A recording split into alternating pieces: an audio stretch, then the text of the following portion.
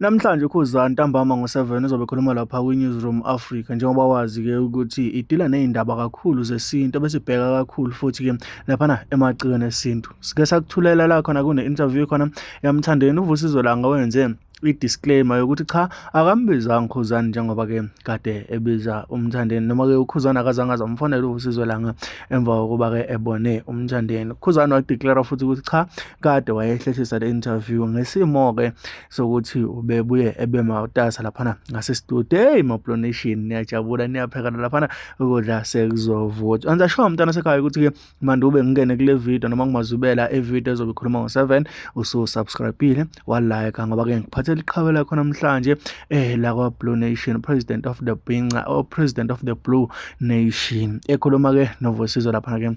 Cabanga ukuthi bazobe bekhuluma ngalokhu.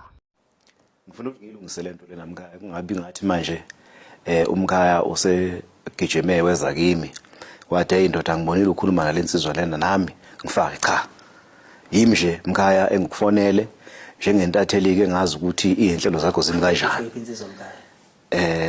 Hayi mkhaya nawe kodwa uyibonile mkhaya kahle mkhaya kahle mkhaya manje wawusu-interviewa mina manje. Cha sibe nensizwa lapha cha mina ngithi phela mina mkhaya ngifonele wena. Ufonelwe yimina mkhaya. Futhi ke kade ngilokhu ngihlehlisa futhi ke bengibanjwe emkhaya istudio. Njengoba ngichazelile so ngase ngisho cha umsebenzi kumele ngiwenze izolo namhlanje ngiwenze izolo so ngase ngithi ayisingakwazi ukuthi sibonane ngalokuthi kumele ngabe le interview yenza ngale mangaphosisi kumele ngabe yenza ngale last week njengokusho kwakho.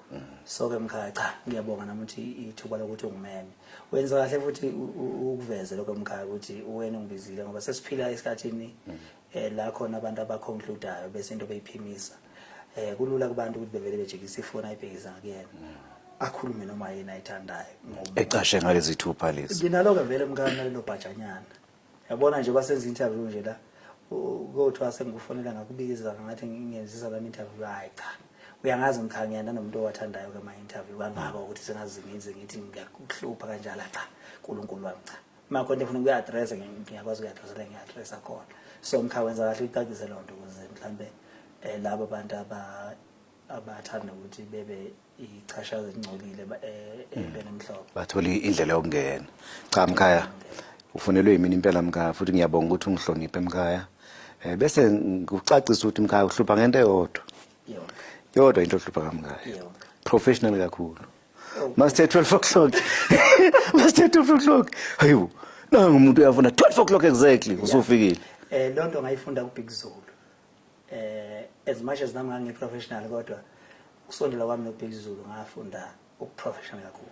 Sengaze ngathi mina uBig Zulu ma ngi-advise abantu noma kuye emcimbini ngithi noma nje sema-education angisamnika isikhathi ngoba ngimnika isikhathi ngaleso sikhathi uzobeka lapho exactly bakufanele sekuyi-interview uBig Zulu uzongifonela ethi usukuphi hayi bonanga umuntu isikhathi sibamba ngale ndlela exakwenza hayi nami-ke nga-adapta uma uxhumana nabantu uyakwazi ukuthi u-adapte hayi impela mkhaya ubonile sithemba sinquma sithi 1 nangempela bese ngila futhi mangabe into angizokuyenza mkhaya kushetha ayilokhu ngeke ngikwazi ngikwenza sengayijwayeza uba honest ngiyakusho ukuthi cha la njengama event akukho event umuntu ongathi wayengibhukhile aze ngifike that's why ungazi usiza istudio njalo uthi wayebhukhiwe la aze afike noma wafika emva kwesikhathi njalo mangiyoperforma ngisuke sengifikile yabo mangiqeda ukuperforma ngiyahamba angiyena nomuntu kobhukhelwa ke mina ukuthi hayi uthe uzolala cha ngomuntu onjalo nje mkhaya